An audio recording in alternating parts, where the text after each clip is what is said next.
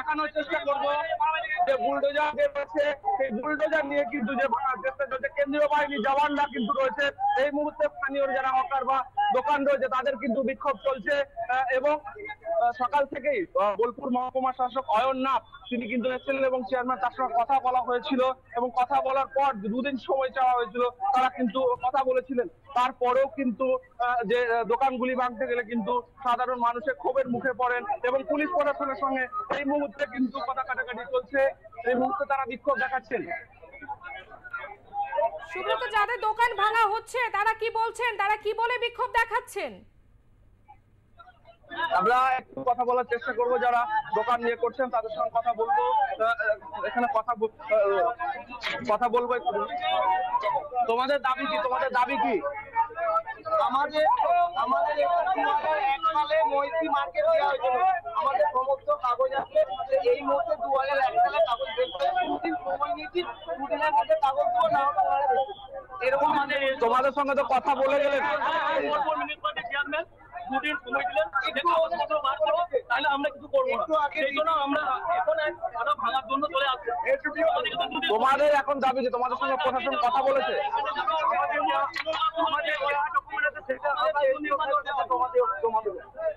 তার সত্ত্বেও মানছে কেন? তার সত্ত্বেও মানছে কেন? কিছুক্ষণ আগে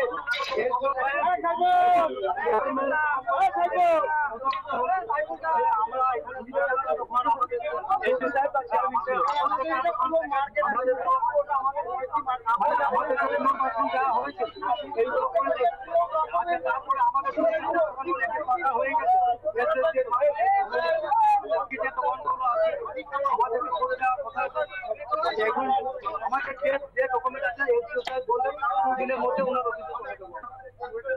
দেখা বলবো যে বিক্ষোভ চলছে কেন্দ্রীয় বাহিনীর যারা জওয়ান, যাতে সাদা ক্ষতিকর কোনো ঘটনা না ঘটে আমরা দেখানো যাবো। কেন্দ্রীয় বাহিনীর যারা জওয়ান রয়েছে তারা কিন্তু রয়েছেন এবং এই মুহূর্তে যে পরিস্থিতি ছিল, যে বিক্ষোভ ছিল কিছুটা হলেও দূরে হলো, তাদের কিন্তু বিক্ষোভ রয়েছে।